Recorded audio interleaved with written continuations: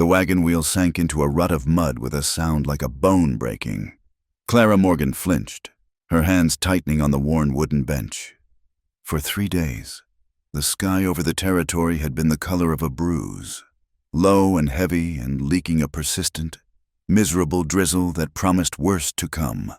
Now, as the driver cursed and cracked his whip over the backs of 2 exhausted mules, she saw it.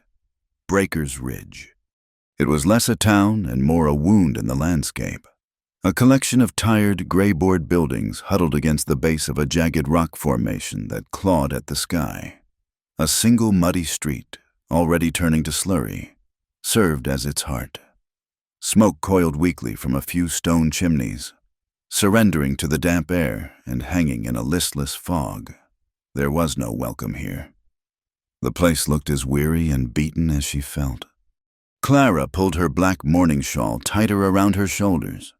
The fabric was heavy wool, still fine, but showing the first signs of wear from a journey that had stripped everything from her but the clothes on her back and a single, battered trunk.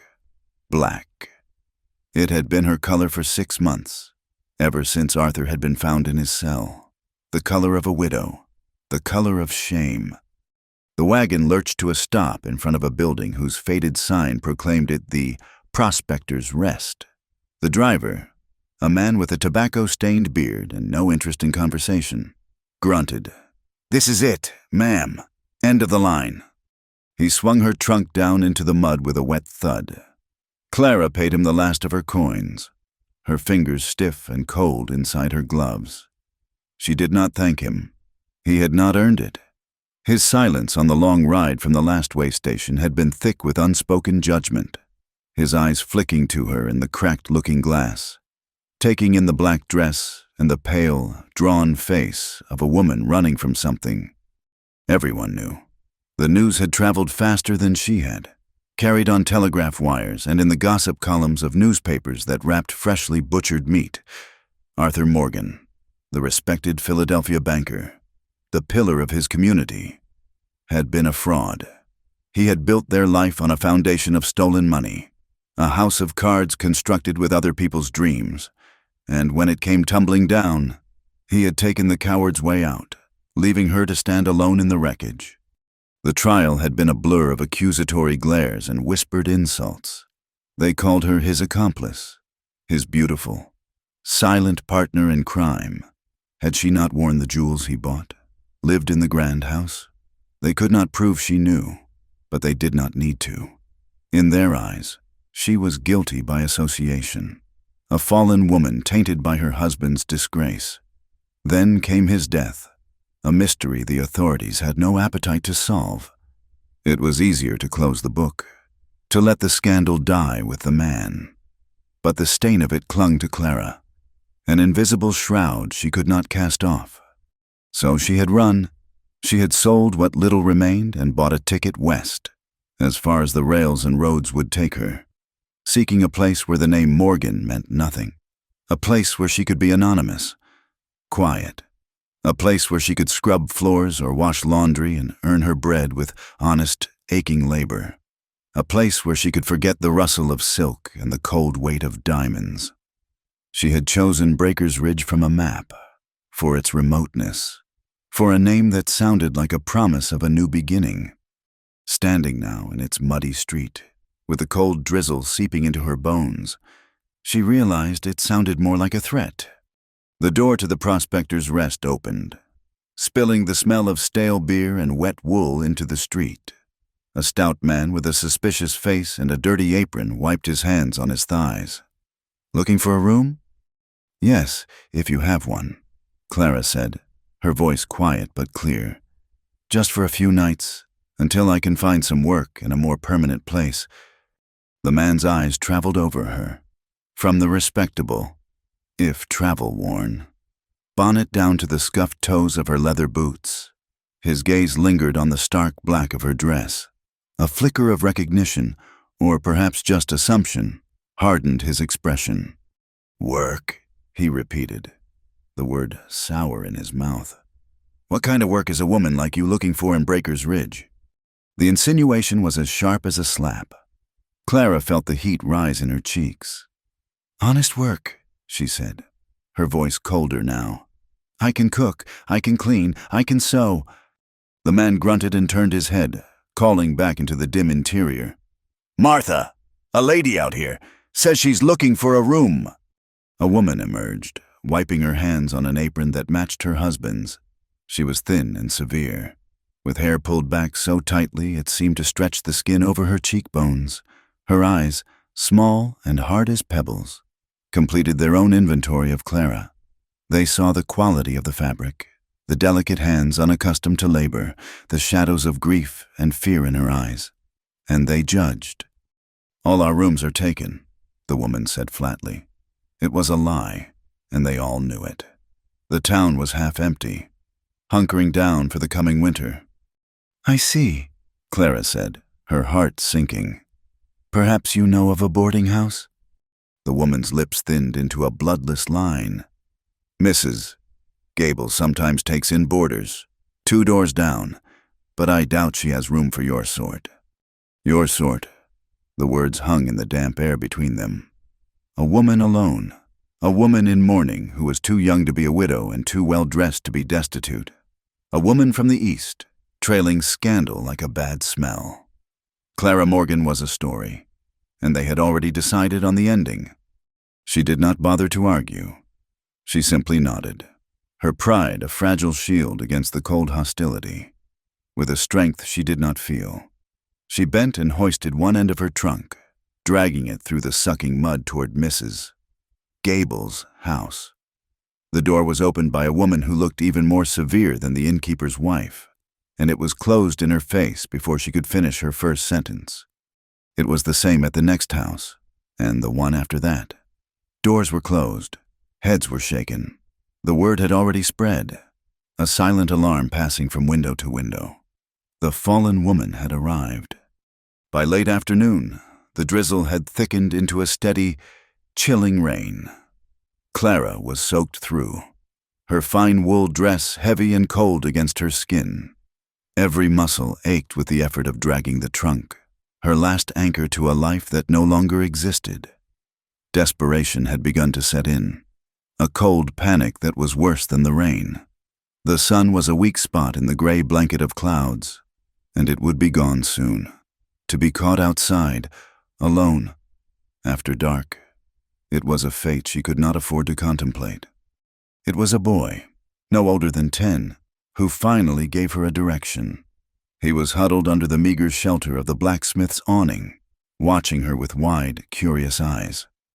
"There's an old shack," he said, pointing with a dirty finger toward the edge of town, where the last of the buildings gave way to the wilderness.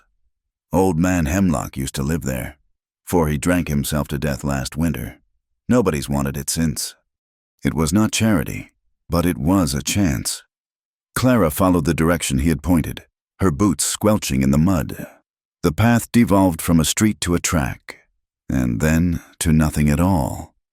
The shack was set back from the main cluster of buildings, isolated and forgotten. It leaned to one side, as if the wind had tried to push it over and had simply given up halfway. The roof sagged in the middle, and several of the boards on the walls had rotted through, leaving dark, gaping holes. But it had 4 walls and the semblance of a roof. It was shelter. The door groaned open on a single leather hinge. The inside smelled of damp earth, rot, and the ghost of stale whiskey. There was a crude table, 1 chair with a broken leg, and a narrow cot with a stained mattress ticking. A stone fireplace, black with soot, dominated one wall. Rainwater dripped from the ceiling into a puddle on the dirt floor.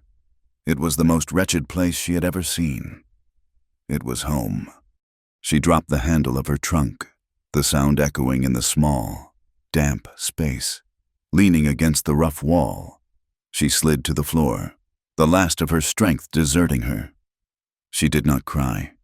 The tears were frozen somewhere deep inside her, a glacier of grief she was too exhausted to touch. She just sat there, in the deepening gloom, and listened to the rain fall on her broken house. From a ridge overlooking the town, Elias Boone watched her. He had seen the wagon arrive, had watched the woman in black make her lonely pilgrimage from one closed door to the next. He had seen her finally struggle toward the hemlock shack, a place no decent dog would call home. He sat on his horse, a big roan that stood patiently in the rain, and said nothing. Elias was a man made of silence. He was tall and broad-shouldered, with a quiet strength that came from years of working a half-wild ranch on his own. His face was weathered by sun and wind, his eyes a pale, watchful gray. He came to Breaker's Ridge only when he had to, for supplies or to sell a few head of cattle. He spoke when spoken to, his words few and chosen with care. The townsfolk treated him with a wide berth. They called him reclusive, strange. They knew he had a temper, though few had ever seen it. They knew he kept to himself. What they did not know, or chose to forget, was why. His gaze drifted from the shack to the center of town, to the muddy patch of ground in front of the sheriff's office.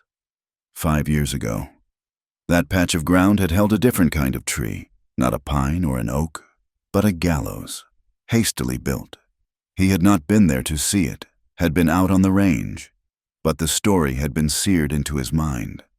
A memory, sharp and unwanted, sliced through him, the smell of whiskey and righteous fury, the flicker of torchlight on angry, distorted faces, the face of his younger brother, Samuel, 18 years old, full of foolish laughter and a quick temper, accused of stealing a horse from the wrong man, a man with influence and a loud voice.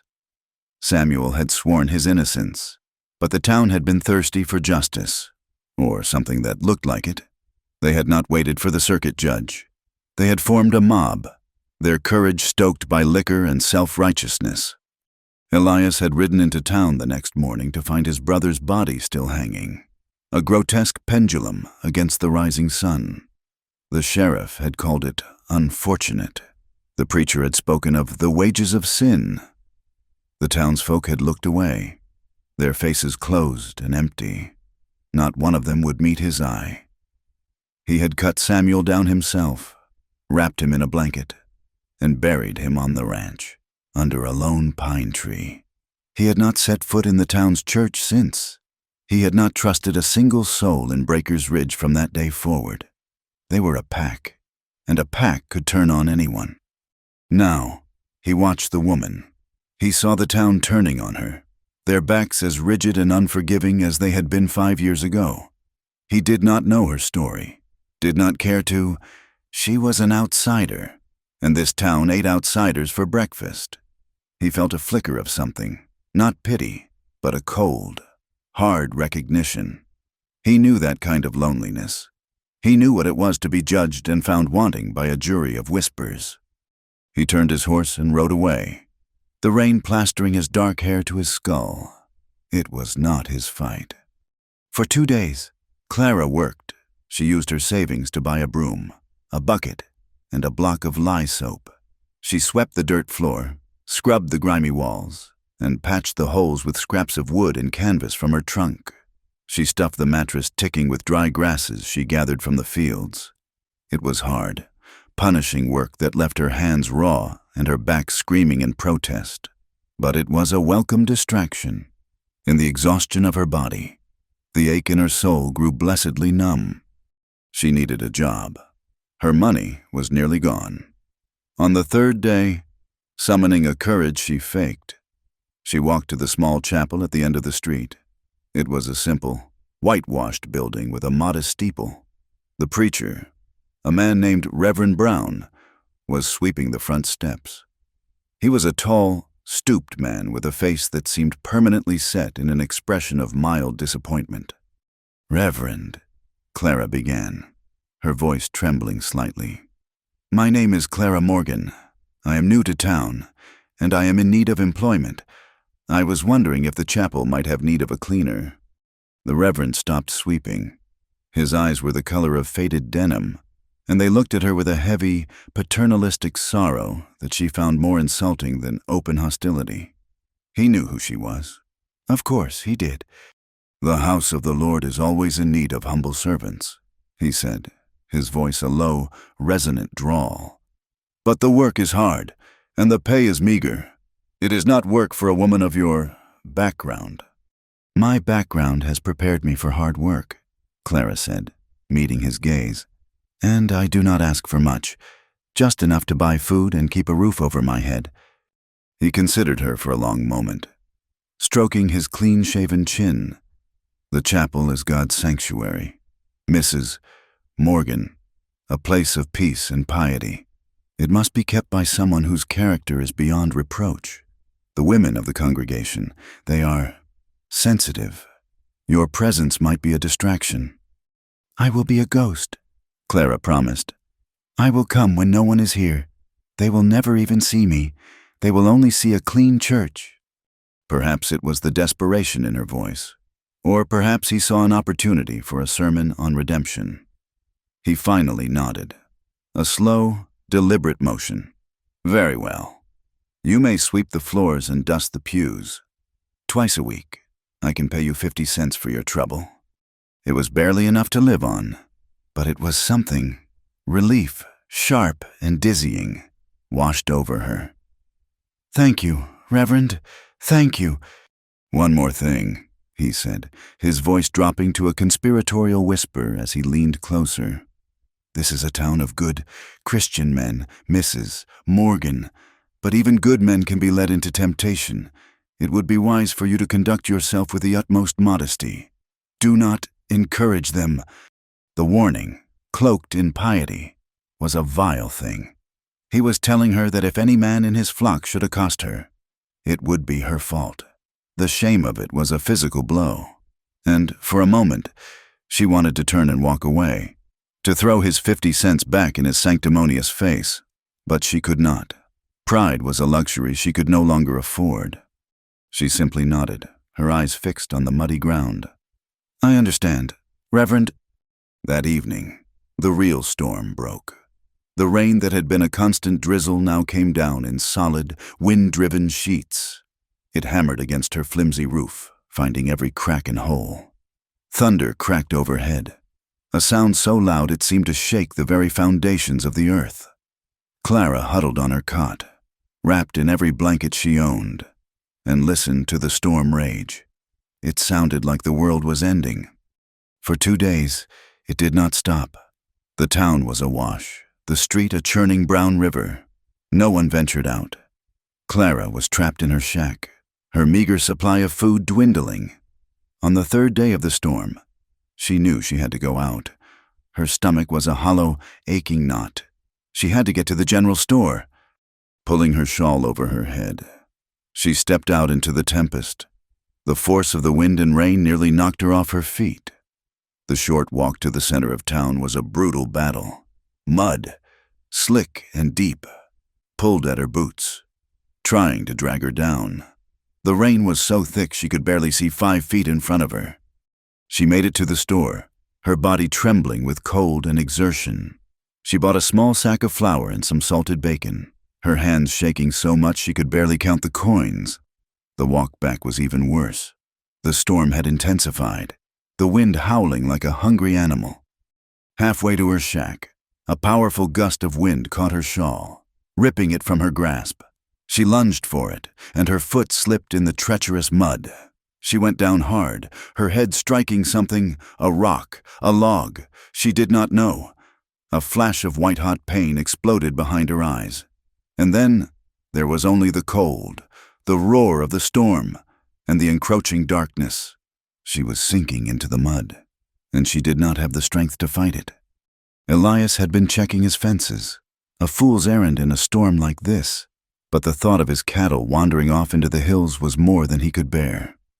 He was on his way back to his cabin, his head bowed against the driving rain, when he saw it, a splash of black fabric against the brown mud, a human shape where no human should be.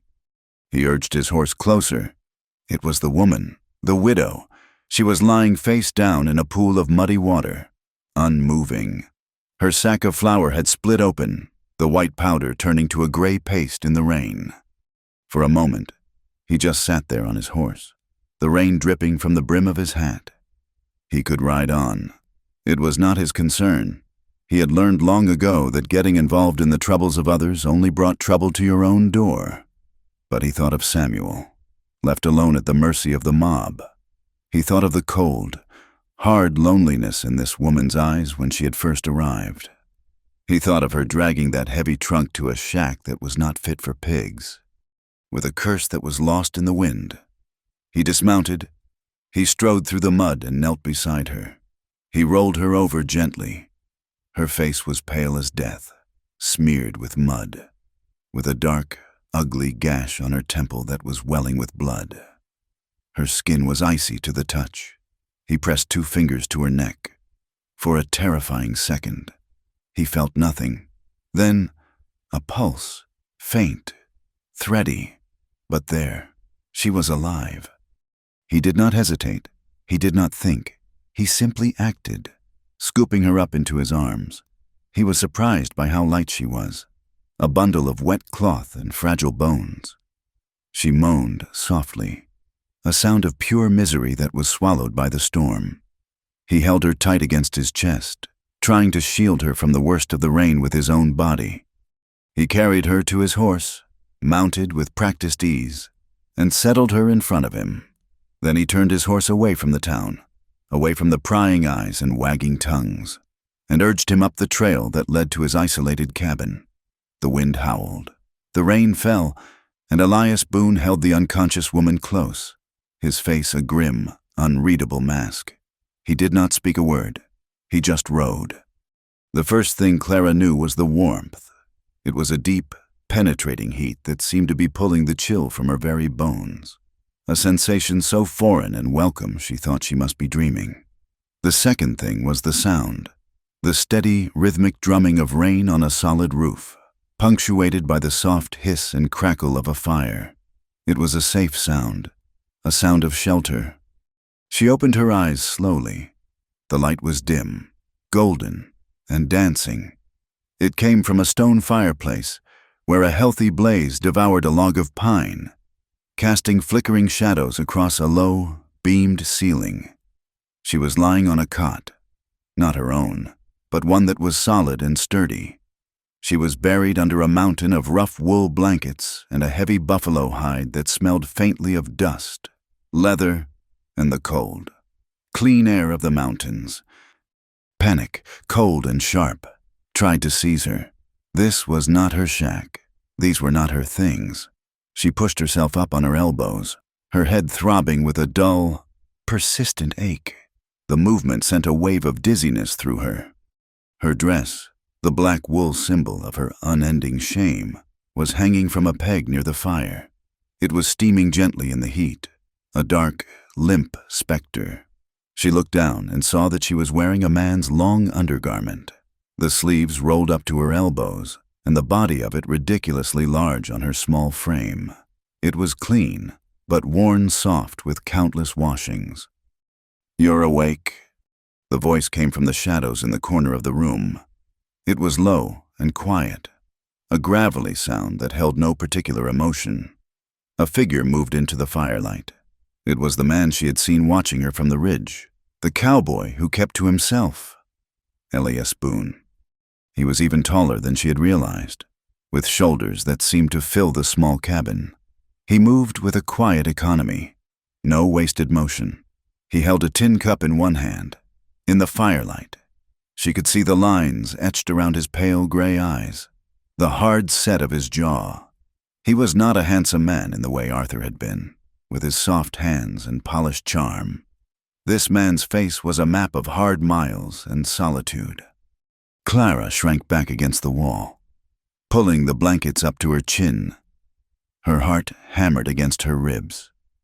She was alone with him, in his cabin, miles from town, wearing his clothes, the warnings of the preacher, of every respectable woman she had ever known, screamed in her mind. "Where am I?" she asked, her voice a dry whisper. "My cabin," he answered simply. He gestured with the cup.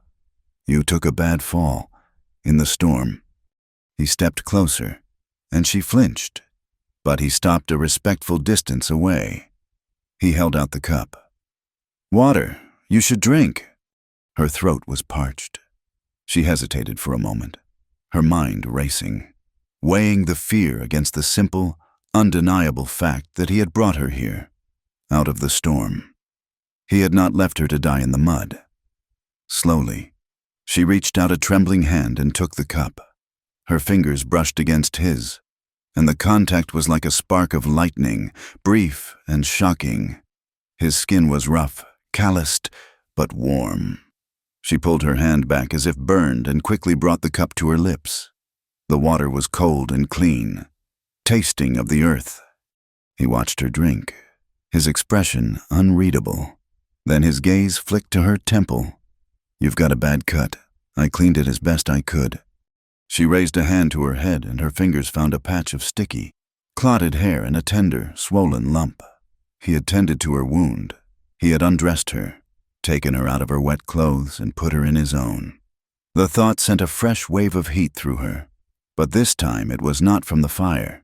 It was a confusing mixture of shame and a strange, unnerving gratitude. "Thank you," she managed to say, the words feeling inadequate. He gave a short, sharp nod, as if her thanks were an unnecessary formality. He took the empty cup from her and turned back to the fire. Adding another log to the blaze, he seemed to have no more words for her, content to retreat back into his silence. The storm that had trapped her in his cabin became their jailer for the next 2 days. The rain never ceased. It was a constant, roaring presence, a gray curtain that cut them off from the rest of the world. The small cabin became their entire universe, a space of enforced, uncomfortable intimacy. It was a place built for one, a sturdy bed in one corner, a rough-hewn table with a single chair, and shelves holding a few tin plates, some dried goods, and a small, well-worn collection of books. Everything was scrupulously clean and ordered. The simple, practical world of a man who lived alone and depended on no one. Their time was measured in silence. He would move about the cabin, checking his rifle, mending a piece of tack, his movements deliberate and quiet. Clara remained on the cot, feeling weak and useless. The first time she tried to stand, the room spun violently and she collapsed back onto the blankets, her face pale. After that, he insisted she stay put, bringing her food and water without a word. They ate simple meals of salted beef and hard biscuits, a stew made with dried beans and jerky that he cooked in a pot over the fire. They ate in silence. The only sounds, the crackle of the flames and the endless drumming of the rain. The silence was a living thing, stretching and thickening between them. It was not an empty silence, but one filled with everything they did not say. In that quiet, she began to see him. She saw the way his hands, though rough, were gentle when he refilled her cup. She saw the deep weariness in his eyes when he thought she was not looking. She saw him stand by the cabin's single small window, staring out at the relentless downpour, his posture rigid, as if he were looking at something far more terrible than a storm. On the evening of the first full day, the fever took her. A deep chill set in, and she began to shiver uncontrollably, her teeth chattering despite the mountain of blankets. He was there instantly, his hand on her forehead. His touch was surprisingly cool, his palm broad and steady against her burning skin. He spent the rest of the night tending to her, bathing her face and wrists with a cool, damp cloth. He spoke to her then, his voice a low, soothing murmur that cut through the fog of her delirium. She could not make out the words, but the tone was one of quiet reassurance, the kind of sound one might use to gentle a frightened horse. She drifted in and out of consciousness, anchored to reality only by the steady pressure of his hand and the low rumble of his voice. By the next morning, the fever had broken. Leaving her weak but clear-headed, she felt a profound sense of embarrassment. He had seen her at her absolute lowest, stripped of all dignity, a weak, feverish creature. He had cared for her with a detached sort of patience that she found both comforting and deeply unsettling. That afternoon, as she sat propped up on the cot, sipping a broth he had made, She felt an overwhelming need to fill the silence, to explain herself, to be seen as something more than the pathetic creature he had rescued from the mud. "The people in town," she began, her voice still hoarse.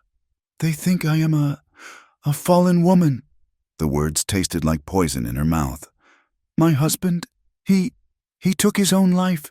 He was a banker in Philadelphia. They said he stole a great deal of money. They said I knew, that I helped him spend it." She looked down at her hands, twisting the edge of the rough blanket. "He left me with nothing but his shame. It follows me.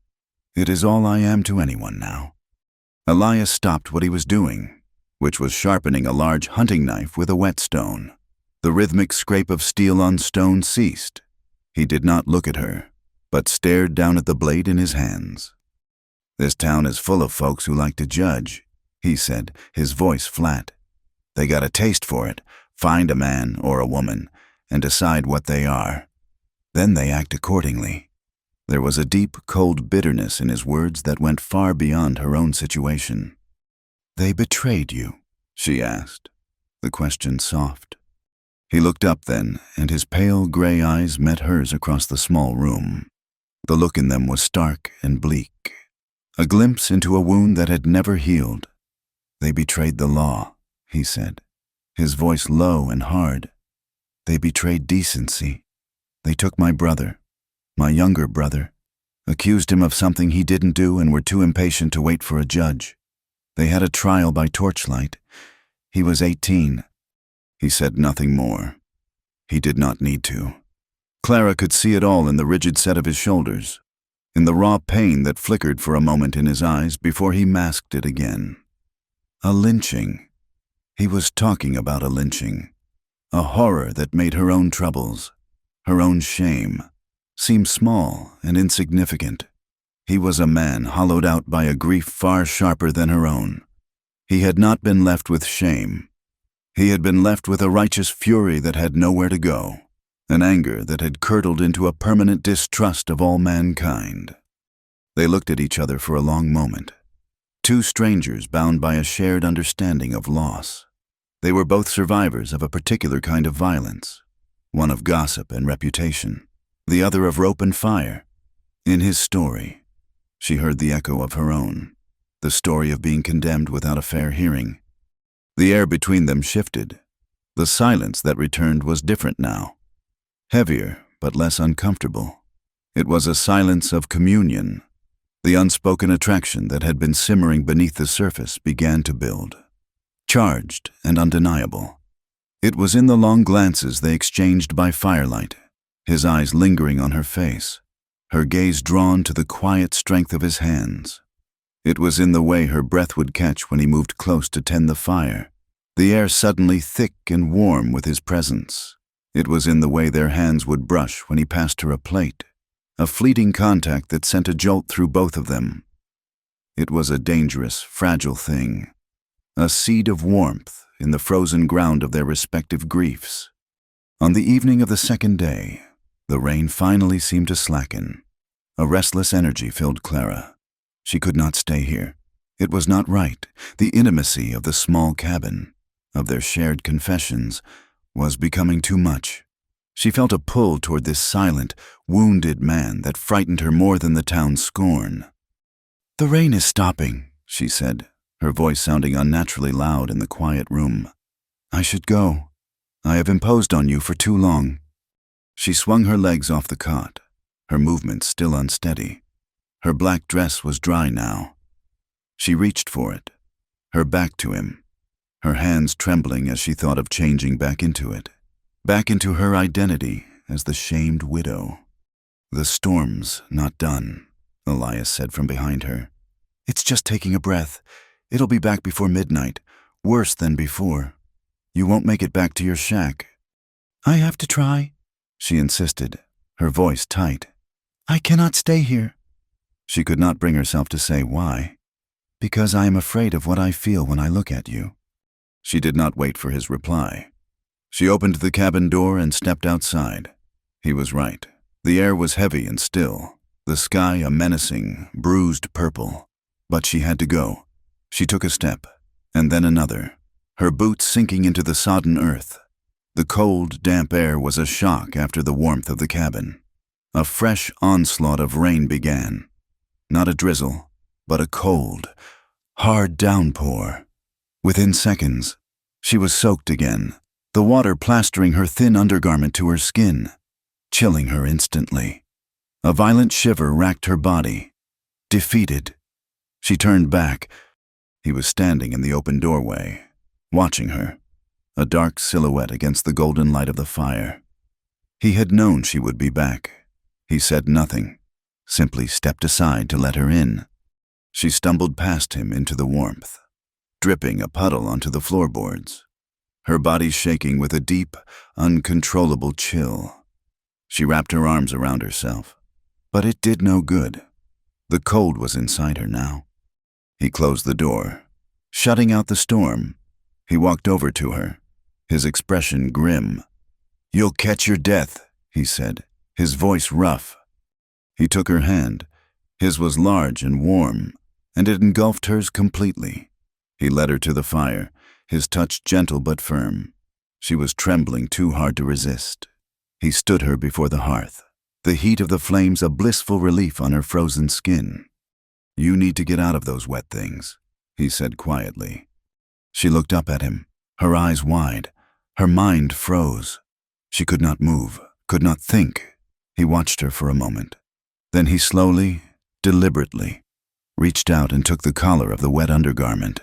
His fingers were surprisingly deft as he undid the top button. He paused, his eyes searching hers, giving her a chance to stop him.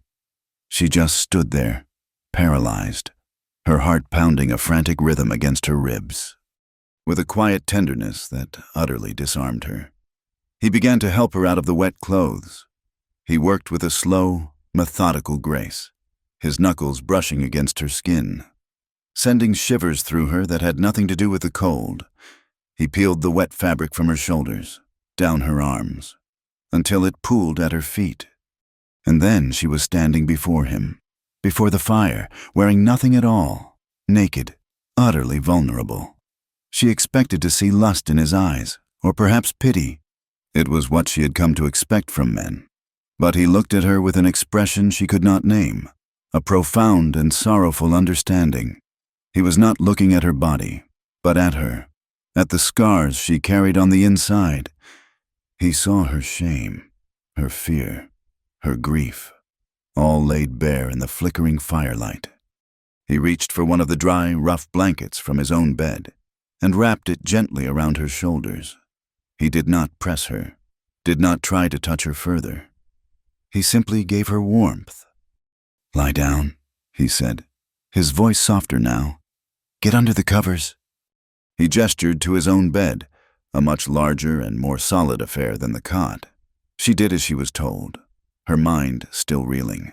She slid between the coarse linen sheets, pulling the heavy buffalo hide up to her chin. He added more wood to the fire, then blew out the single oil lamp, plunging the cabin into a warm, fire-lit darkness. She heard him moving in the shadows, heard the rustle of his own clothes. For a heart-stopping moment, she thought he would leave her, take the cot for himself. But then the mattress dipped beside her. He was getting in. He slid under the covers, his body carefully keeping a distance from hers. They lay there in silence, side by side in the darkness, two separate islands of grief. But the cold was still in her, a deep, soul-deep chill that no fire or blanket could touch. An involuntary shudder ran through her. Slowly, tentatively, he moved closer, and then he was there, his body a solid line of heat against her back. He draped an arm over her, pulling her gently against his chest, skin to skin. The shock of it was overwhelming. The simple, honest warmth of another human being. It was not a lustful touch. It was a touch of pure comfort, of shared solitude. It was the most profound act of kindness she had ever known. He held her like that, his breath warm on the back of her neck, his body a shield against the storm that raged outside and the one that raged within her. In the safety of his arms, in the quiet darkness of the cabin, Something inside her finally broke.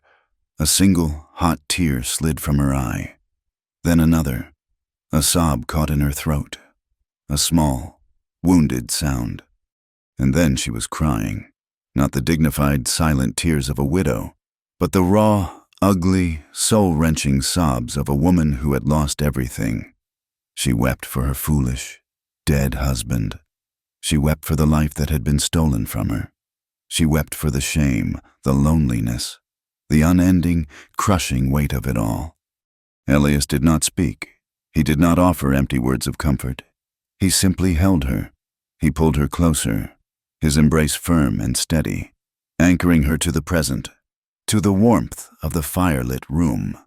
He held her as if he understood that some wounds were too deep for words, that sometimes the only solace was to be held in the darkness until the storm passed, and in the silence, their pain mingled. Two broken souls finding a fragile, unspoken comfort in the simple, profound act of holding on. The world was born anew in the morning, washed clean and shining.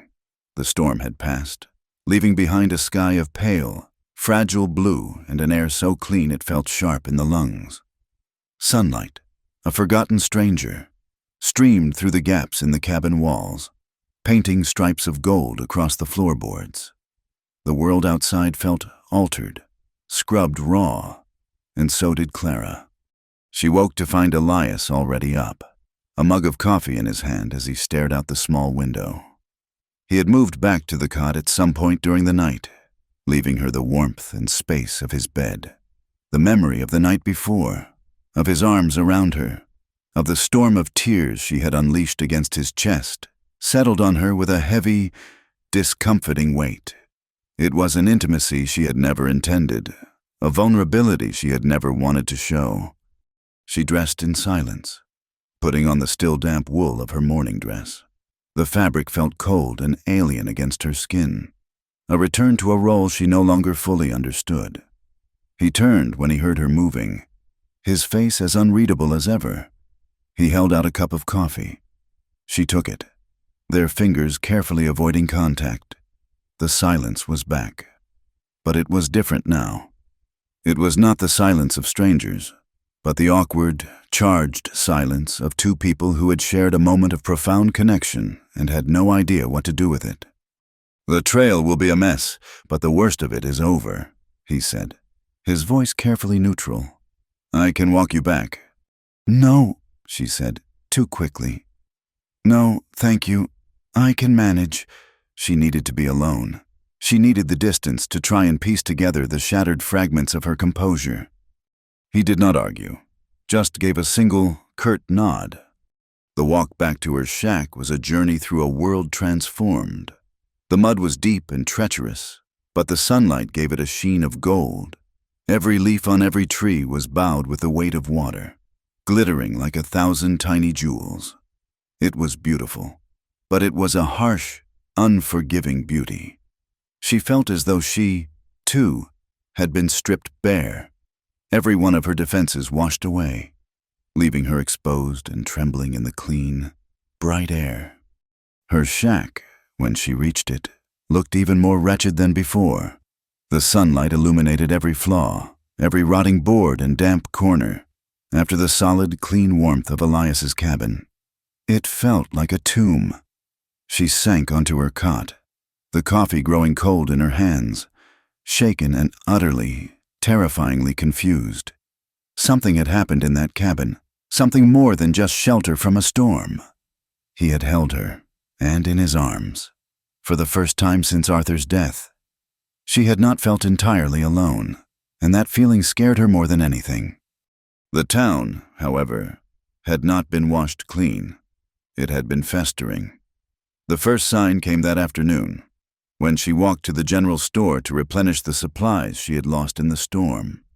It was a stable boy who had seen it, huddled in the hayloft to escape the rain. He had watched with wide, adolescent eyes as the reclusive Elias Boone had ridden out of the storm, carrying the new widow in his arms. He had watched Boone bypass the town and head for the hills, toward his isolated cabin. The story had been too good to keep.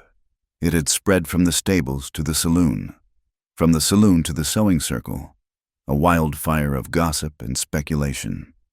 When Clara pushed open the door to the mercantile, the low hum of conversation stopped as if a switch had been thrown. A half-dozen women, clustered around the fabric bolts, turned as one to stare at her. Their faces were a gallery of cold curiosity and open condemnation. Mrs.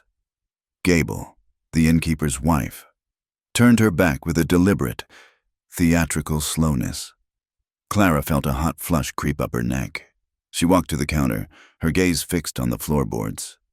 The storekeeper, a balding man named Mr. Peterson, who had been polite enough on her last visit, now looked at her as if she were a piece of dirt someone had tracked in. He filled her order for flour and coffee without a word, his movements short and angry.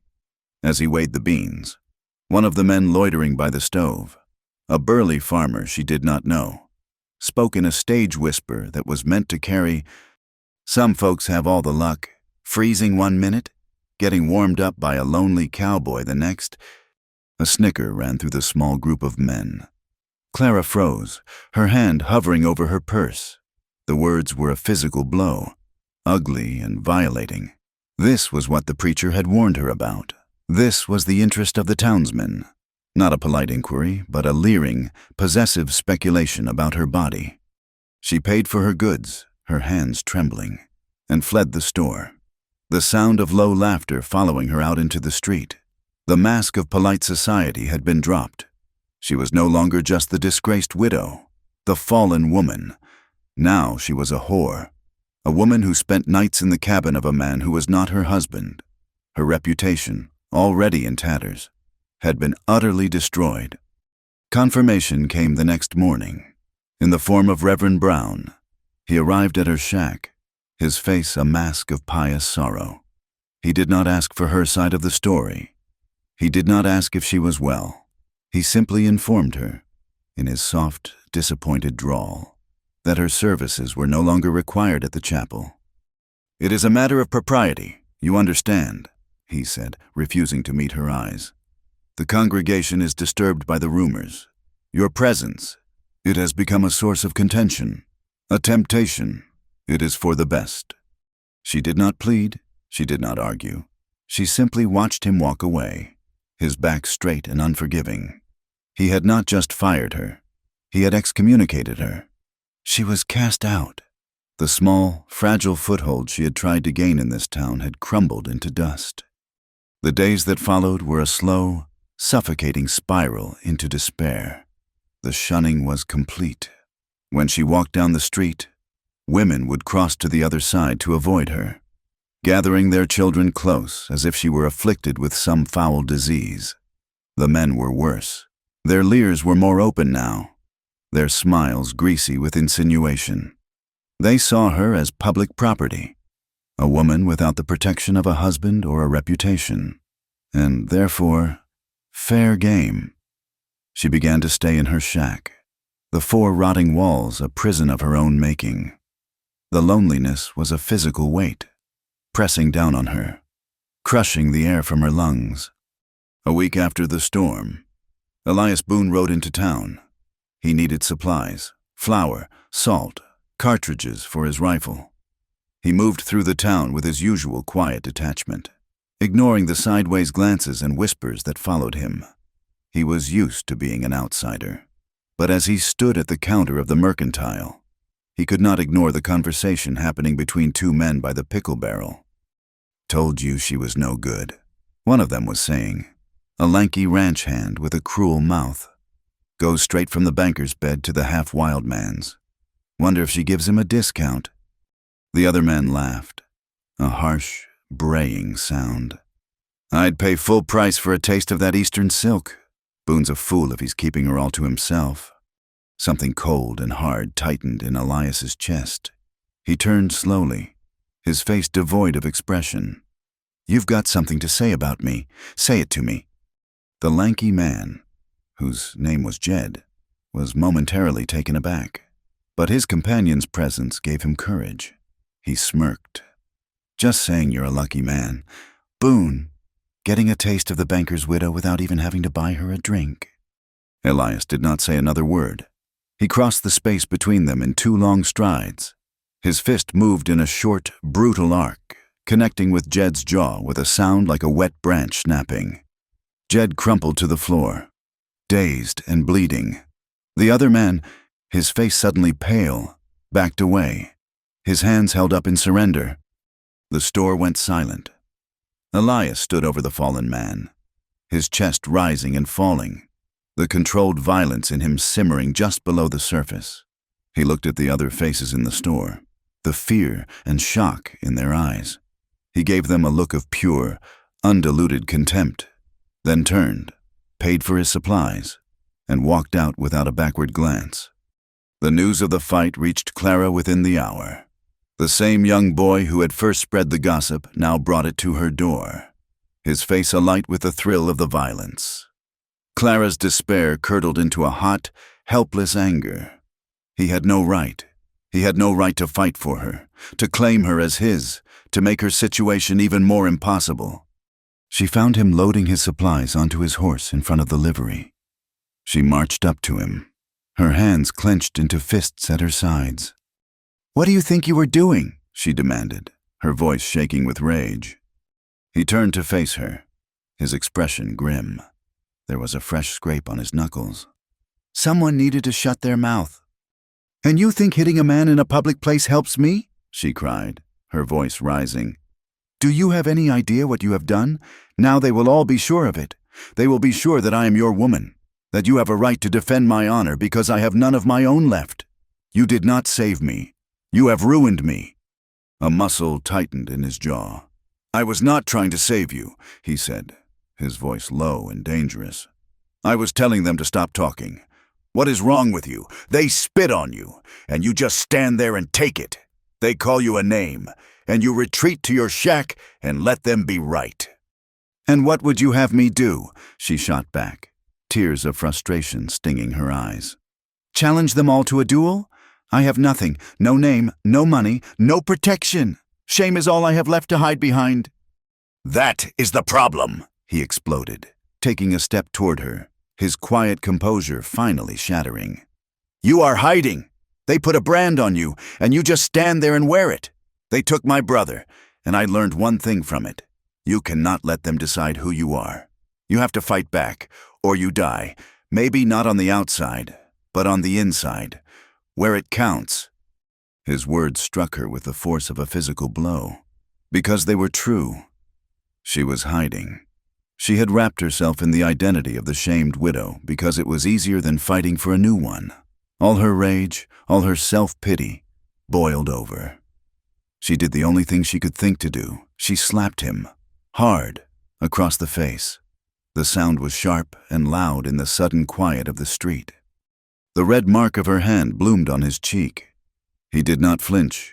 He stared at her, his pale eyes blazing with a mixture of anger, pain, and something else. Something she had seen flickering in the firelight of his cabin. A raw, unresolved longing. And then he moved. He closed the distance between them, his hands coming up to grip her upper arms.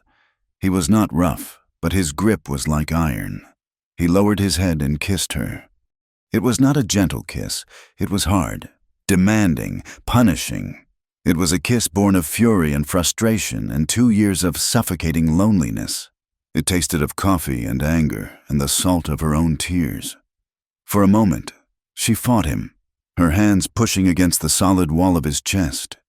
But then something inside her broke.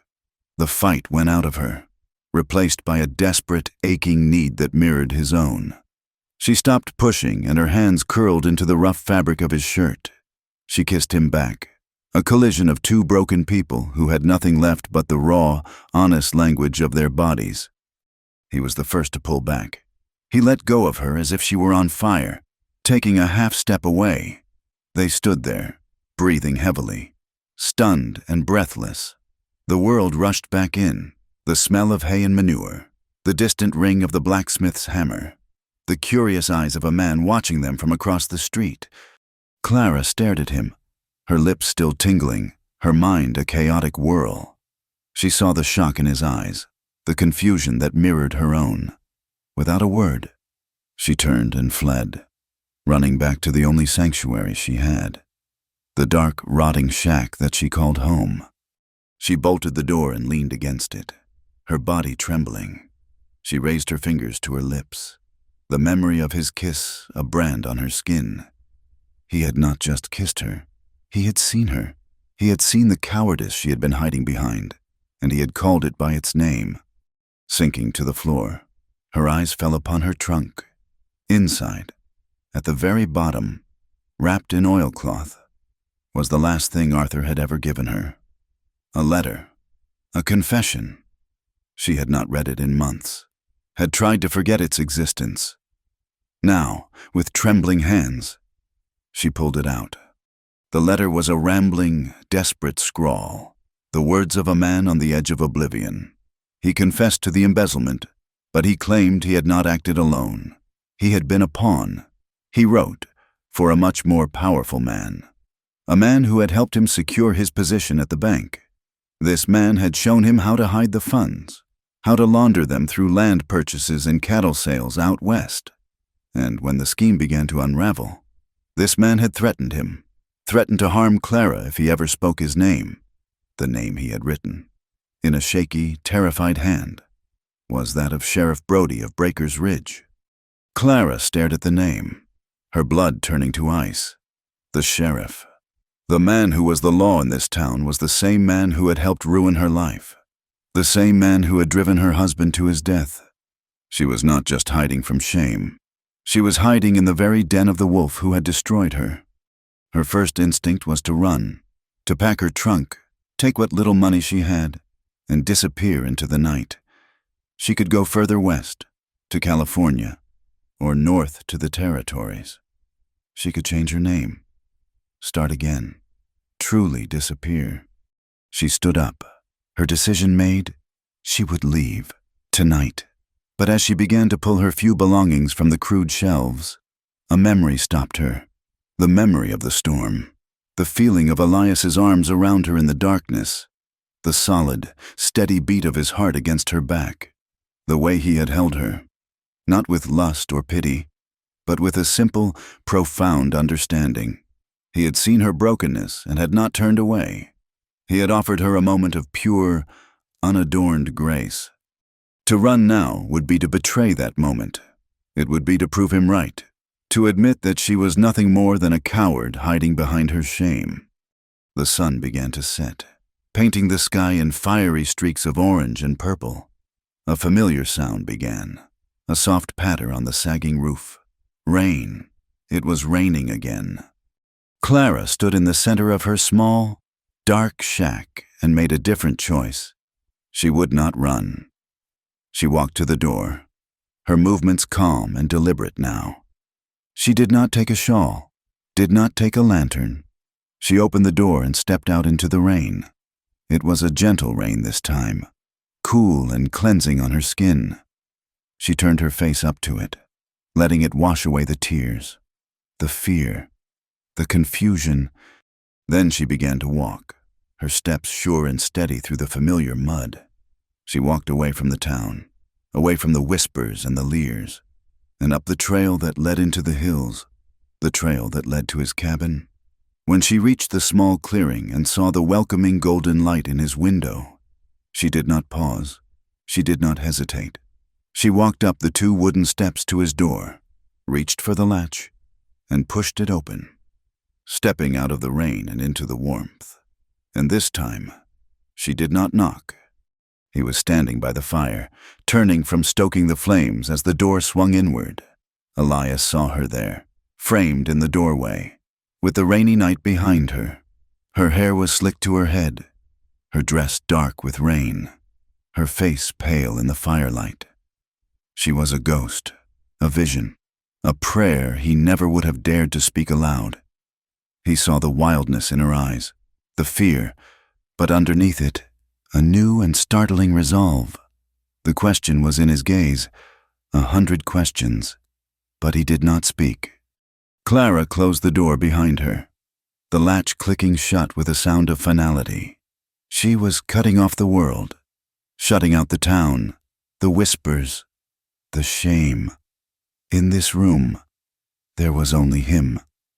She walked toward him, her wet boots silent on the wooden floor. She did not stop until she was standing directly before him, so close she could feel the heat radiating from his body. She raised her head and met his searching eyes. The memory of their kiss, so violent and desperate, hung in the air between them. But this was different. The anger was gone, the confusion was gone. All that was left was a raw, aching need. There were no words. There was no need for them. Every question, every apology, every declaration was in the way they looked at each other, with a small, trembling sigh. She closed the last inch of space between them and pressed herself against him, her hands coming up to grip the front of his shirt, just as they had done before. But this time, it was not a gesture of defiance. It was an act of surrender. His arms came around her, pulling her into an embrace so tight it stole the breath from her lungs. He buried his face in her wet hair, his body shuddering with a tightly controlled force. This was the moment all the silence had been leading to, the culmination of every shared glance, every unspoken thought. This was not a choice anymore. It was an inevitability. They came together with the full force of their accumulated pain. There was no fear, no restraint, only a desperate, all-consuming passion that had been starved for years. His mouth found hers, and this kiss was not a punishment, but a homecoming. It was a kiss of profound, shattering relief. Every touch was a plea for forgiveness, for the years they had lost, for the cruelty the world had shown them. Every caress was an apology, for the loneliness, for the grief they had each borne in silence. He lifted her into his arms as if she weighed nothing and carried her to his bed. The rain hammered against the roof, a wild percussion that matched the frantic beating of their hearts. The storm outside mirrored the storm inside as they shed the last of their defenses, the last of their clothes, until there was nothing between them but skin and secrets and a desperate, shared need to feel something other than pain.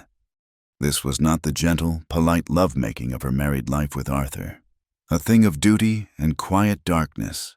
This was a conflagration, a raw and honest collision of bodies and souls. It was a fight for life, a frantic attempt to reclaim the years the locusts had eaten. They explored each other's bodies with an aching reverence, discovering the geography of scars, both visible and invisible. His hands, so rough and calloused from work, were impossibly tender on her skin, mapping the curve of her spine, the hollow of her throat. Her touch was a question, a comfort, her fingers tracing the hard lines of his face, tangling in his thick, damp hair. It was a desperate act of knowing and being known, a furious, beautiful attempt to burn away the past in the heat of the present. Afterward, they lay tangled together in the warm darkness, their bodies slick with sweat, their breathing slowly returning to normal. The fire had burned down to glowing embers, and the rain had softened to a gentle, rhythmic patter on the roof. The storm had passed, both outside and in, leaving a profound and trembling peace in its wake. Clara lay with her head on his chest, listening to the slow, steady drum of his heart. It was the surest sound she had ever heard. In the quiet intimacy of the aftermath, the last of her walls crumbled. "It was my fault," she whispered into the darkness, the words tasting like ash. Arthur's death. Elias's arm tightened around her, a silent invitation to continue. "He told me what he had done," she said, her voice barely audible. "A week before he was arrested. He confessed everything to me, crying, begging for my forgiveness, and I had none to give. I looked at him, at the life he had built for us, and all I could see was a lie. I felt such disgust." She paused, a shiver running through her. "I told him he was a coward. I told him the only honorable thing he could do was face what he had done. I thought I was being strong, righteous, but he was not strong. The last time I saw him, at the trial, he looked at me, searching for something in my face. Pity, maybe forgiveness, and I gave him nothing. I just stared back at him with cold eyes. 3 days later, they found him. He left a note, but it just said he was sorry. I think my coldness was the final thing that pushed him. He was looking for a reason to live, and I gave him a reason to die. She finished, the confession leaving her feeling hollowed out, empty. She waited for his judgment, for him to pull away from her, to agree that she was a monster. But Elias did not pull away. He did not speak. He simply shifted his weight, rolling onto his side to face her. He gathered her closer, his hand stroking her hair, his thumb gently wiping away a tear she had not realized she had shed. He just held her, his solid presence a bulwark against the tide of her guilt. He did not offer absolution, because he knew it was not his to give. He did not offer platitudes or excuses. He offered something far more valuable, his quiet, unwavering presence. He listened to the worst of her, and he did not leave. They lay like that for a long time, and then they began to talk, their voices low whispers in the dark. They spoke of death, of how it was not an ending but a shadow that stretched long over the lives of those left behind. They spoke of survival, of the grim, day-to-day business of putting one foot in front of the other when your soul felt like it had been scraped clean. They spoke of the cruelty of the world, of mobs and gossip and the casual malice of people who appointed themselves judge and jury. And they spoke of how, impossibly, in the midst of all that ugliness, they had found this quiet moment in the dark, this fragile, unlooked-for grace. "You are not a killer, Clara," he said, his voice a low rumble against her ear. "You are a survivor. There is a difference." In the morning, she woke up alone in the bed, but the cabin was filled with the smell of coffee and bacon. He was standing by the stove, his back to her, dressed in his work clothes. For a moment, she felt a pang of fear. Had the night been a mistake? A fleeting moment of shared madness? He turned as if sensing her gaze, and the look on his face was not one of regret. It was calm, steady, and something else she could not quite name, a quiet possessiveness, a look of peace. "I do not want you to go back to that shack," he said, his words simple and direct. "It is no place for you. There is a place for you here." He hesitated for a moment, choosing his next words with care. "Not as a woman I am keeping, but as a partner. This ranch, it is too much for one person. The work is hard, but the house is solid. The land is good. We could make a go of it, together." She stared at him, her heart aching with a feeling so foreign it took her a moment to recognize it. It was hope. He was not offering her charity. He was not offering to be her protector. He was offering her a life, a purpose. He was offering her a home, not just as a woman to warm his bed, but as an equal, a partner to stand beside him. "Yes," she said, the word a simple, profound breath of acceptance. "Yes, Elias." The days that followed were a revelation. They were a period of healing, of quiet discovery. Clara moved her trunk from the rotting shack to the solid, clean cabin, an act that felt like a final, definitive closing of a chapter in her life. She learned the rhythms of the ranch, the hard, satisfying work that left her body tired but her mind clear. She learned to mend a fence, to groom a horse, to knead dough for bread. She worked alongside Elias, their movements slowly falling into a comfortable, unspoken partnership. And there was laughter. It started as a small, surprising sound when one of the chickens escaped its coop and led them on a frantic chase through the yard. But soon it became more frequent. They would share a joke over dinner, a smile over a shared task. The grim, silent man she had first met began to recede, and in his place was a man with a dry wit and a quiet strength that she found herself leaning on more and more. The hollowed-out woman she had become began to fill with something new, something warm and alive. They slept in each other's arms every night, their love-making becoming less of a desperate collision and more of a slow, tender rediscovery. They were not just two broken people clinging to each other anymore. They were building something new in the wreckage of their pasts. For the first time in a very long time, Clara felt safe. She felt whole. The peace was shattered on a bright, clear afternoon a week later. Clara had ridden into Breaker's Ridge for supplies, a task she no longer dreaded. The whispers still followed her, but they had lost their power. She had a home now. She had a partner. She had a future. She held her head high as she tethered her horse in front of the mercantile. As she stepped onto the boardwalk, a man blocked her path. He was a stranger, and he was clearly not from around here. He wore a dark city suit, a bowler hat, and shoes that, despite the ever-present dust, were polished to a high shine.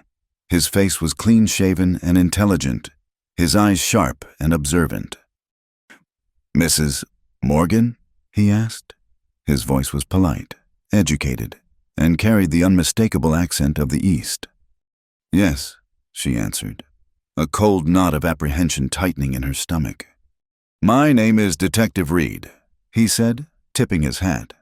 "I am a private detective, hired by the board of directors of the Philadelphia Mutual Trust." The name of Arthur's bank.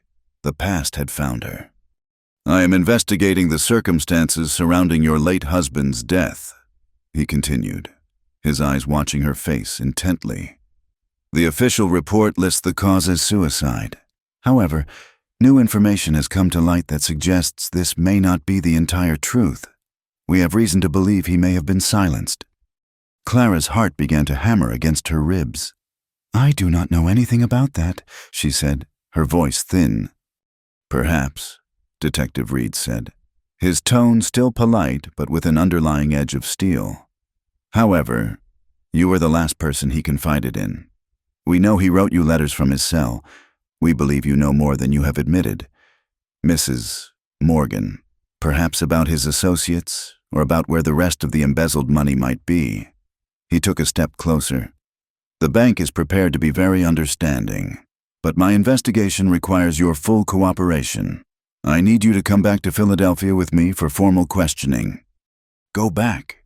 The words were a death sentence. "Go back to that city of ghosts, to the whispers, the accusations, the courtroom.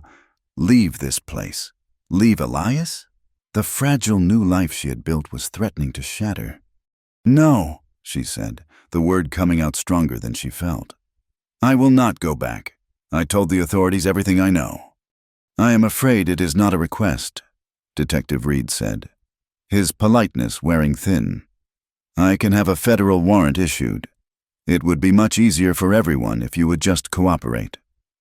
Suddenly, another shadow fell over them. Elias had ridden into town behind her, and he now stood beside her on the boardwalk.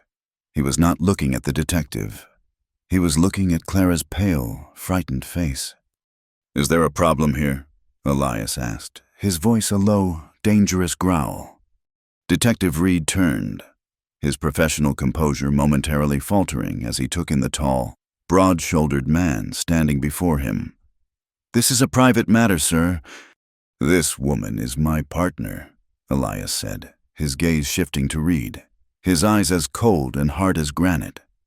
"That makes it my matter. Now, I heard you telling her what she's going to do. Around here, we ask. So ask her again, or you and I will have a different kind of conversation." Reed, though a man of the city, was no fool. He recognized the look in Elias's eyes. It was not the look of a common brawler.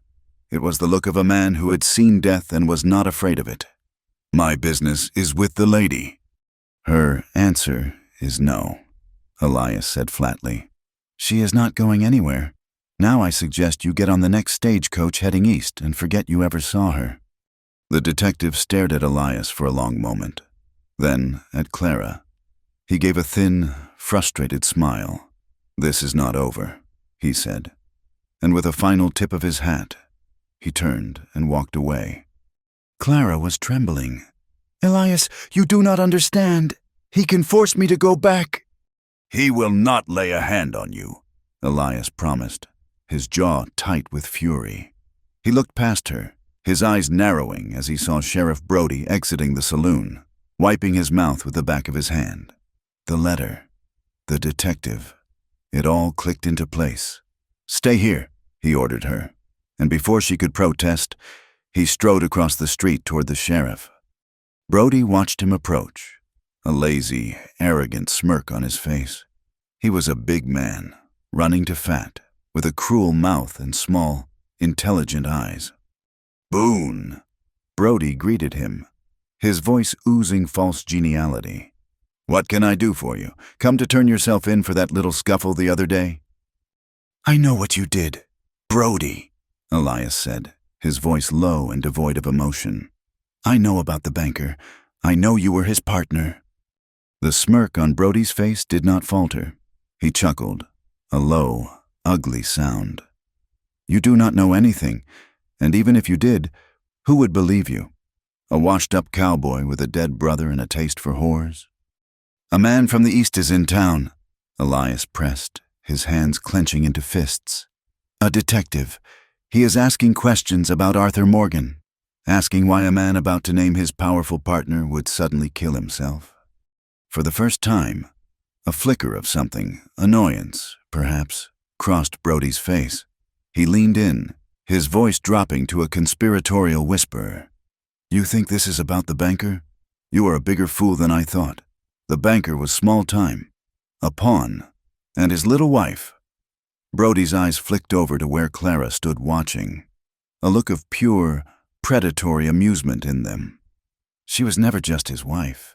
She was always the bait in a much, much larger game. He laughed then, a full-throated, mocking laugh that echoed in the street.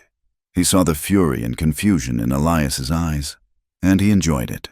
He pushed himself off the post he was leaning against, his hand casually dropping to the butt of the pistol holstered at his hip. "You have been a thorn in my side for 5 years. Boone," Brody said, his smile gone now, his eyes cold as a snake's. "Moping around, reminding everyone of what this town does to thieves. It is time I dealt with you, too." And with a speed that belied his size, he drew his gun. The world narrowed to the space between them. Time seemed to fracture into 1,000 sharp-edged pieces. Clara saw the shift in Sheriff Brody's eyes from arrogant amusement to cold intent. She saw the blur of his hand, the dark gleam of the pistol clearing its leather holster. A scream caught in her throat, a strangled, useless sound. Elias did not hesitate. He had spent his life reading the subtle signs of danger, the flick of a horse's ear, the tension in a coiled snake. He moved with a speed born of pure survival instinct, not reaching for his own gun, but lunging forward, driving his shoulder hard into Brody's fleshy midsection. The sheriff's gun went off, the roar of it deafening in the confined space of the street. The shot went wide, splintering the wooden post of the saloon's awning. But in the same instant, Brody, staggering backward but not falling, brought the barrel of his pistol around and fired again. This time the sound was different. It was a wet, heavy thud, followed by a sharp grunt of pain from Elias. He stumbled back, his face a mask of shock and agony, his hand flying to his side where a dark, wet stain was already blossoming on his shirt. Everything happened at once. Clara's scream finally broke free. Men spilled out of the saloon, their faces a mixture of fear and excitement. From the livery, a teenage stable hand named Billy, who had been watching the confrontation with wide, admiring eyes ever since Elias had first strode across the street, saw his chance. He had seen the first punch a week ago, a righteous blow against a loud-mouthed bully. He had seen the sheriff's cowardice just now. "Get a horse, Boone!" Billy yelled, his voice cracking with adrenaline. He untied the reins of Elias's own horse and slapped its rump, sending it trotting toward him. Brody raised his gun again, his face contorted in a furious snarl, aiming for a finishing shot. But the street was no longer empty. People were shouting, moving, creating chaos. The detective, Reed, reappeared, his face pale but his eyes sharp, taking in the scene with a professional's cold assessment. The moment of clear advantage was lost. Elias, clutching his side, staggered toward his horse, Blood was now dripping through his fingers. He grabbed the saddle horn, his strength failing, and tried to pull himself up. "He is getting away!" Brody roared, shoving a man aside to get a clear shot. Clara moved without thinking. She ran from the boardwalk directly into Brody's path, her arms spread wide, a human shield. "No!" she screamed, her eyes blazing with a fury that stunned the sheriff into a moment's hesitation. It was all the time Billy needed. The boy, all of 16 and wiry as a whip, ran up behind Elias and gave him a desperate shove, helping the wounded man swing a leg over the saddle. Elias slumped forward, clinging to the horse's neck. "Go!" Billy shouted, slapping the horse's flank again, this time with all his might. The animal lunged forward, nearly unseating Elias, and broke into a frantic gallop. It thundered down the muddy street and out of town, carrying its bleeding rider away from the sheriff's gun. Brody watched him go, his face black with rage. He turned his furious gaze on Clara, who still stood, trembling but defiant, in the middle of the street. He did not shoot her.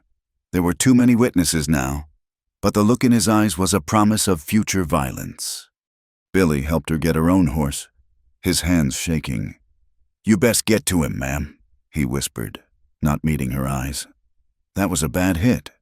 Clara rode like she had never ridden before, her heart a cold, hard knot of terror in her chest. She followed the trail of blood, small, dark droplets on the damp earth that led her up the winding path to the cabin. She found him there, on the floor, where he had slid from his horse and crawled inside before collapsing.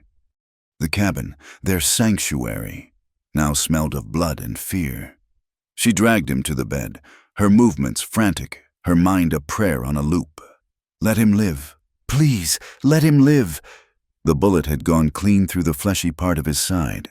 It was a miracle it had not hit anything vital, but he had lost a great deal of blood. She worked with a desperate, focused calm she did not know she possessed. She boiled water, tore strips from her cleanest petticoat for bandages, and found his bottle of whiskey. She cleaned the wound as he gritted his teeth, his face pale and beaded with sweat, his eyes never leaving her face. She poured the raw whiskey into the wound, and he arched his back with a silent scream, his knuckles white where he gripped the bed frame. Then she bandaged him tightly, her hands finally steady. She tended to him through the night, bathing his feverish skin, forcing sips of water between his lips. In the gray light of dawn, his fever broke. He woke, his eyes clear but filled with a deep, weary pain. He reached out and took her hand, his grip surprisingly strong.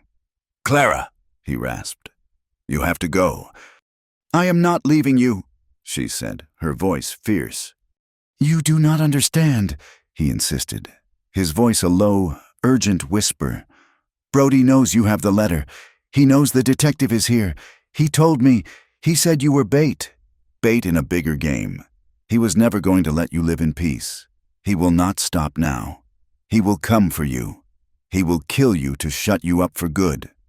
She looked at his pale, drawn face, at the blood-soaked bandages, at the man who had taken a bullet meant for him but fired in her name. He had fought for her. He had bled for her. And he was telling her to run. The old Clara, the woman who had arrived in Breaker's Ridge 6 weeks ago, would have listened. She would have packed her trunk and disappeared into the vast, anonymous West. But she was not that woman anymore. To run now would be a betrayal, not just of him, but of the woman she was becoming. Running was what Brody wanted. Running was hiding. And Elias had been right. She was done hiding. A cold, hard resolve settled over her. "He will not stop," she agreed, her voice quiet and even. "So I will." She spent the morning by his side, ensuring he was stable, that the bleeding had stopped. Then, while he drifted in an exhausted sleep, she went to her trunk. She took out her husband's letter and a small bottle of ink and a pen. For the next hour, she sat at the rough-hewn table and copied the letter word for word, her handwriting neat and clear, a stark contrast to Arthur's frantic scrawl. She made 3 copies. She left one copy on the table beside Elias, with a short note telling him what she was about to do. She tucked the original and a second copy into the bodice of her dress. Then she saddled her horse and rode back into town. She did not go to the sheriff's office. She went to a small, dusty building with a sign that read, Breakers Ridge Chronicle. The door was opened by a small, ink-stained man with spectacles perched on his nose and a perpetually worried expression. His name was Silas Abernathy, and he was the owner, editor, and sole reporter for the town's weekly newspaper. She laid the copied letter on his desk. "My name is Clara Morgan," she said. "This is a copy of my late husband's final confession. It names Sheriff Brody as his partner in the crimes for which he was tried. I want you to print it."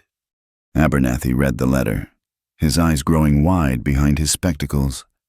He looked up at her, his face pale. "Ma'am, I cannot print this. Sheriff Brody, he would ruin me. He would shut me down."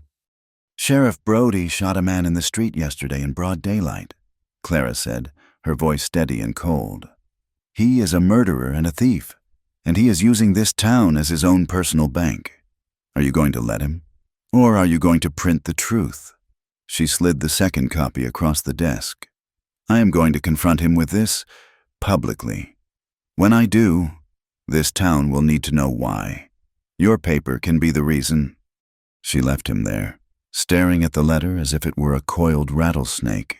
She had planted the seed. Now she had to see if it would grow. By late afternoon, the first copies of a special edition of the Chronicle began to appear, passed from hand to hand. The news spread through the town like a fever. Whispers turned into furious, urgent conversations on street corners and in homes. The story was incredible, scandalous, and terrifying. The lawman was the biggest criminal of all. Brody was incandescent with rage. He stormed into the newspaper office, overturned the printing press, and threatened Abernathy with his life. But it was too late. The story was out. The truth was loose, and it could not be put back in its cage. Clara waited until she was sure the papers had circulated. She waited until the sun began to dip toward the jagged peaks of the ridge, casting long shadows across the muddy street. Then she walked to the saloon. When she pushed open the swinging doors, a wave of silence rolled through the crowded, smoky room. Every eye turned to her. It was the heart of Brody's power, a room full of men who feared him, drank with him, and did his bidding, and into this den she walked alone. Brody was at the bar, a bottle of whiskey and a glass in front of him.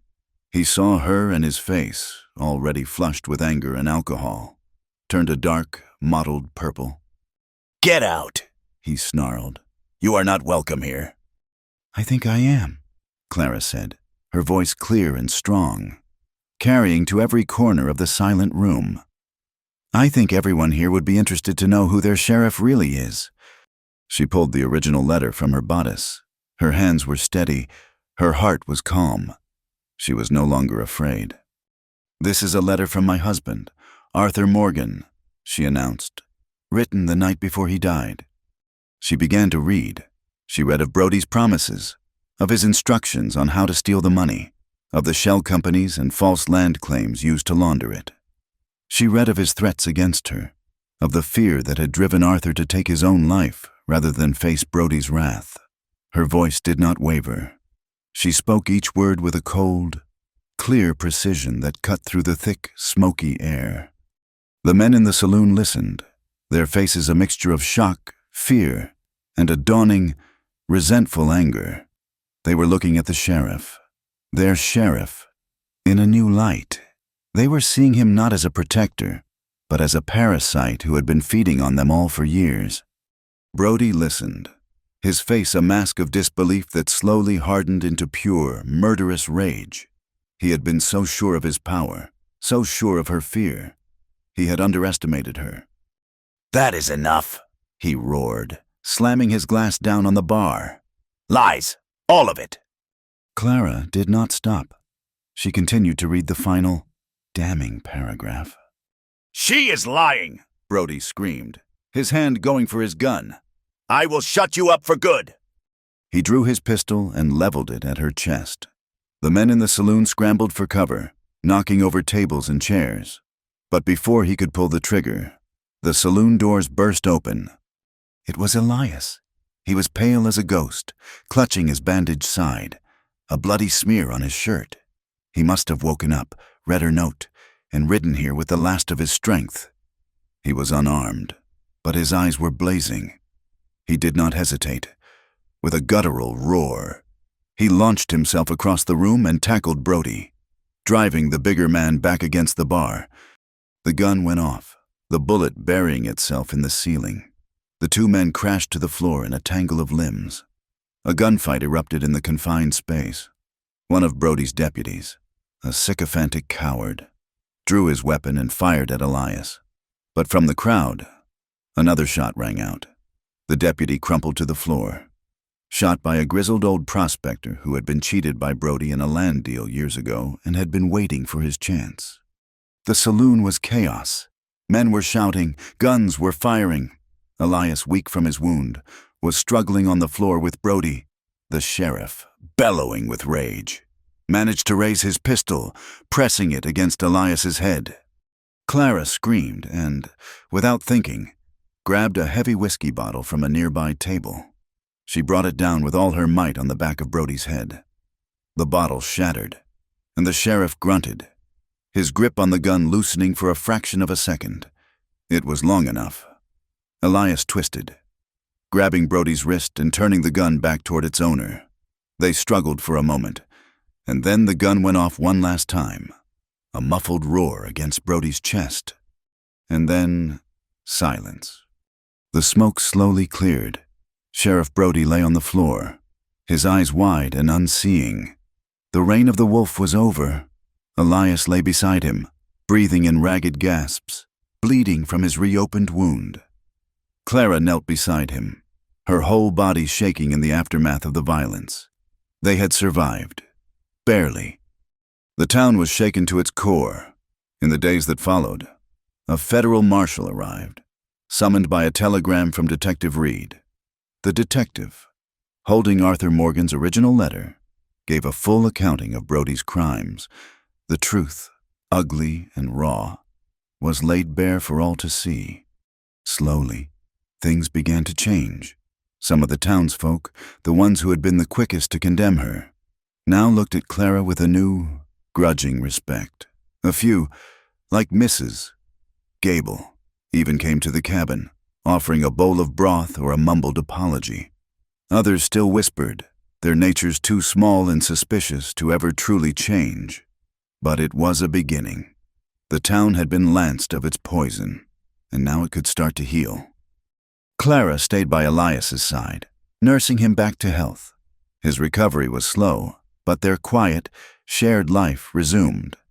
One afternoon, when he was strong enough to walk the fields, they stood looking out over the ranch. "We should plant a garden," she said quietly.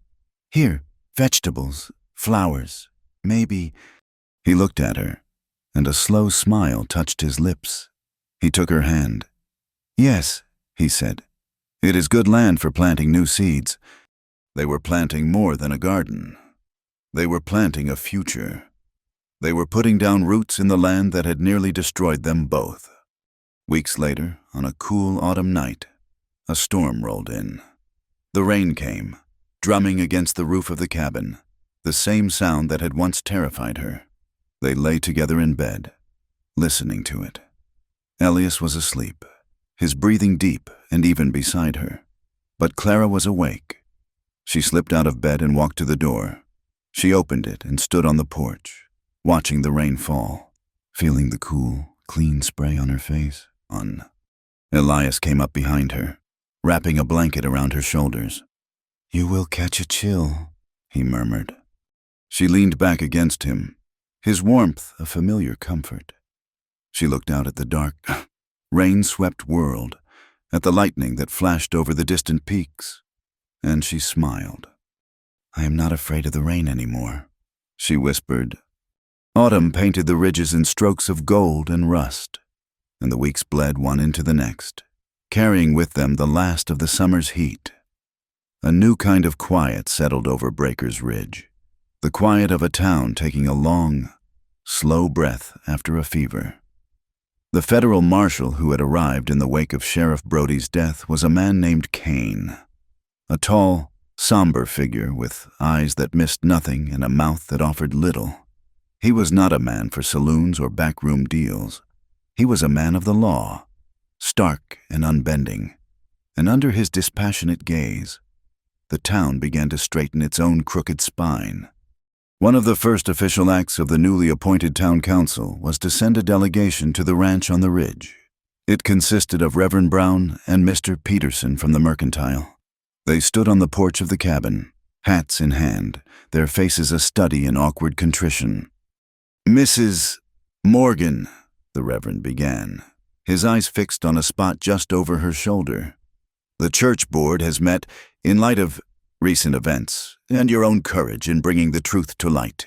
We would be honored if you would reconsider your position. The chapel is in need of your services once more." Clara looked at the man who had once warned her not to be a temptation, who had cast her out on the strength of a rumor. She felt no anger, only a vast, weary distance from the woman she had been then. That woman had needed the job, had needed the 50 cents, had needed the fragile scrap of acceptance it represented. She did not need it now. "Thank you for the offer, Reverend," she said, her voice polite and calm. "But my work is here now."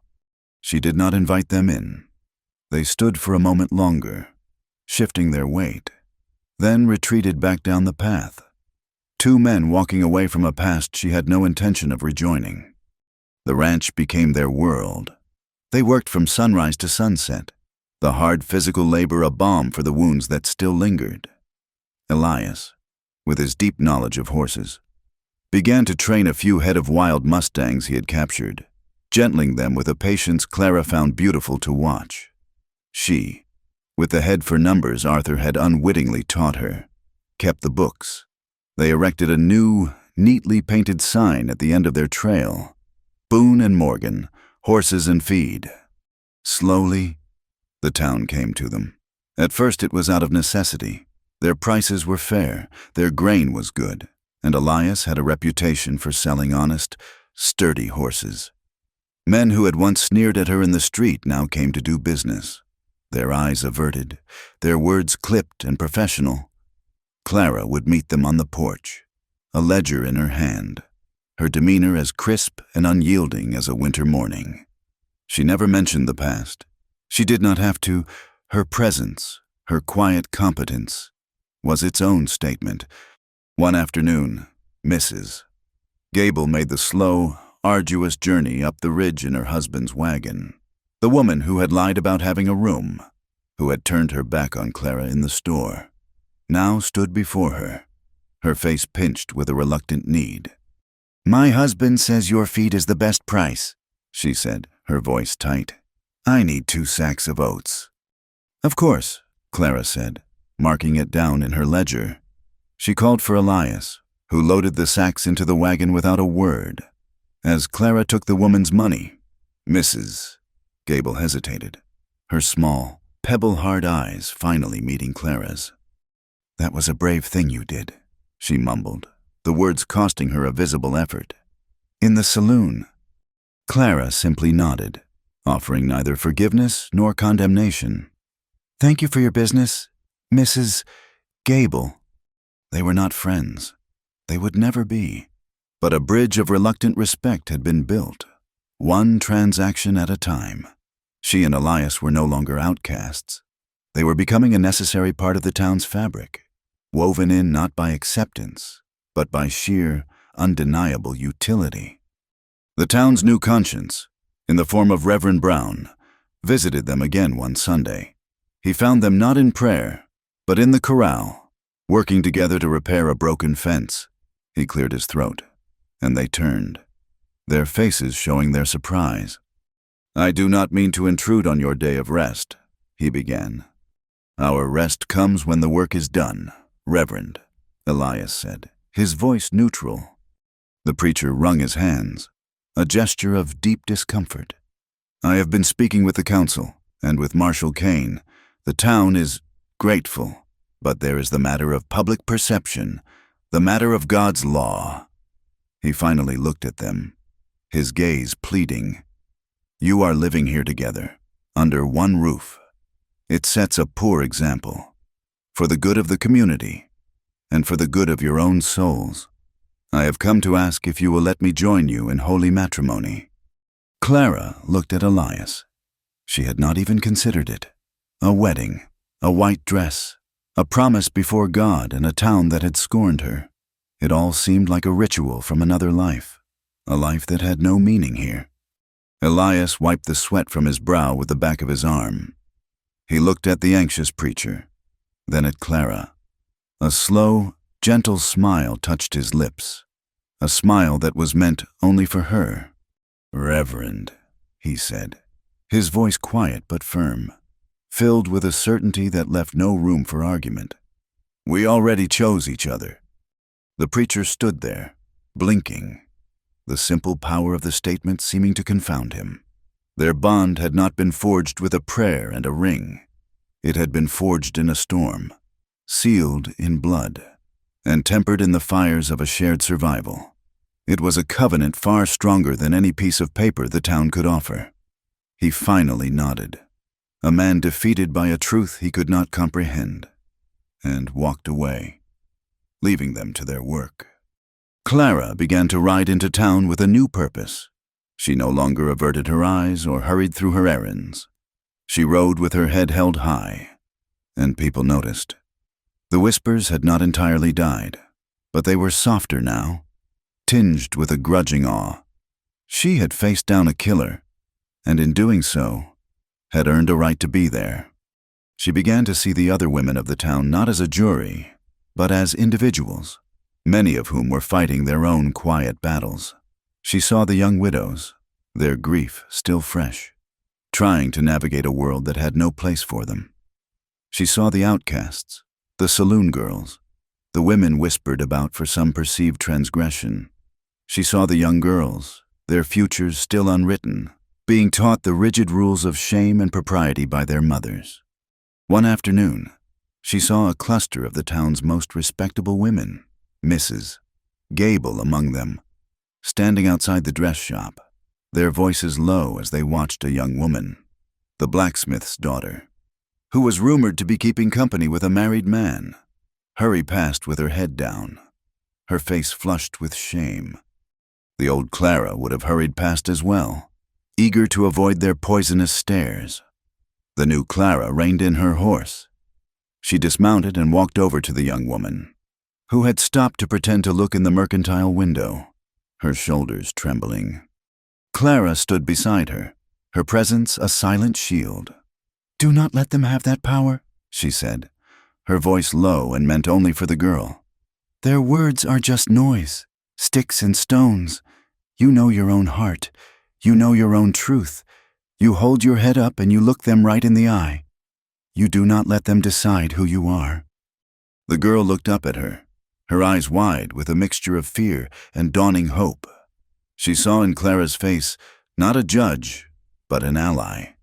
She straightened her shoulders, took a deep breath, and gave Clara a small, grateful nod before continuing down the street, her step a little less hurried, her head a little higher. Clara had not solved the girl's problems, but she had given her a moment of strength, a reminder that she was not alone. That night, the air in the high country grew crisp and cold. They had spent the day finishing the last of the harvest from their small garden, and a deep, satisfying weariness had settled into their bones. After a simple dinner, Elias went out to the barn to check on a mare that was due to foal. A while later, Clara followed him, carrying a lantern. She found him in the quiet, sweet-smelling darkness, his hand resting gently on the mare's swollen belly. The barn was their other sanctuary, a place of silent, growing things. He turned as she approached, the lantern light casting a warm, golden glow on his face. He held out a hand to her, and she came and stood beside him, their shoulders touching. "Any time now," he murmured, his voice a low rumble. They stood in comfortable silence for a long time, listening to the soft sounds of the animals settling for the night. The passion that had first thrown them together, so desperate and raw, had deepened and softened into something else, something solid and enduring. It was not just passion now. It was a profound and unwavering trust. He turned to her in the lantern light, his eyes dark with an emotion that made her heart ache. He raised a hand and gently cupped her cheek, his thumb stroking the line of her jaw.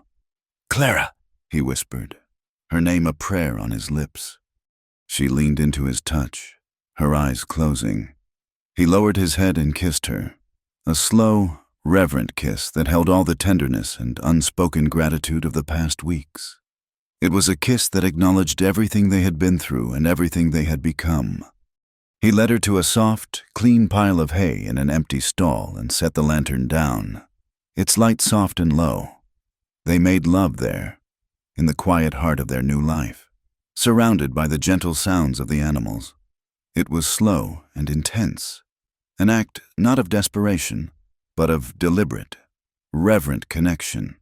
It was the quiet, powerful affirmation of the life they were building together, a testament to the trust that had grown between them like a deep-rooted tree. Afterward, they lay in the hay, wrapped in a coarse wool blanket, the cool night air a pleasant shock against their warm skin. "Sometimes I still cannot believe it," she whispered, her voice tracing patterns on his bare chest. "That I am here, that I am happy." "Why not?" he asked, his voice a low rumble beneath her ear. "After everything," she said, "after Arthur, after the shame, I felt so broken, like a shattered piece of glass that could never be put back together." He was silent for a long moment, and she felt him gathering his thoughts, choosing his words with the same care he used to gentle a horse. "You were never broken, Clara," he said, his voice quiet but filled with an unshakable conviction.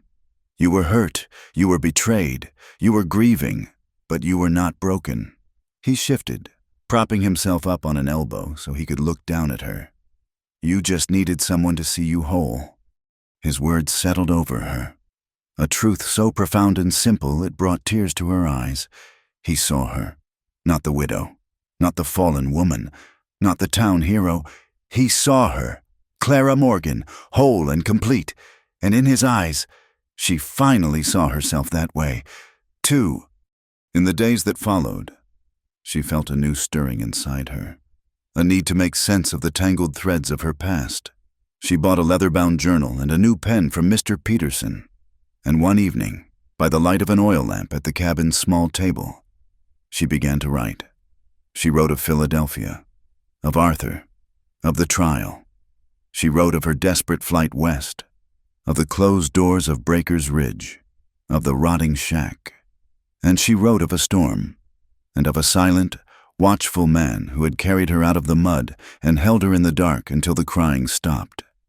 She wrote her story, hoping that one day another woman, another outcast, might read it and know that she was not alone. Winter came and went, and the land was reborn in the tender green of spring. One evening, as the sun set, they sat on the porch, watching the sky. A familiar scent was in the air, the smell of ozone and damp earth. On the horizon, dark, heavy clouds were gathering, the promise of a coming storm. The first drops of rain began to fall, fat and heavy, kicking up the dust in the yard. A year ago, that sight would have sent Clara scurrying for shelter, her heart tight with anxiety. Tonight, she smiled. She stood up and walked to the edge of the porch, her bare feet on the cool, damp wood. She held out her hands, palms up, to the falling rain. Then she walked down the steps and stood in the yard, turning her face up to the sky. The rain was not a threat. It was a cleansing. It was a promise of life, of growth. The cabin door opened and Elias came out. He stood for a moment, watching her, a look of profound love on his face. He pulled his shirt off over his head, tossing it onto the porch railing. He came to her then, His own face turned up to the sky, the cool rain sluicing over his bare chest and shoulders. He came to her and pulled her close, his skin wet and cool against hers. She wrapped her arms around him, laughing, a sound of pure, unadulterated joy. The rain fell around them, a silver curtain enclosing them in their own world.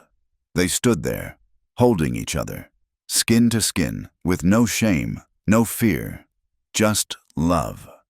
Thank you for gathering around the fire with us tonight. Please comment with where you are listening from so we can all connect. And be sure to subscribe to the Wild West Campfire channel and share your thoughts in English.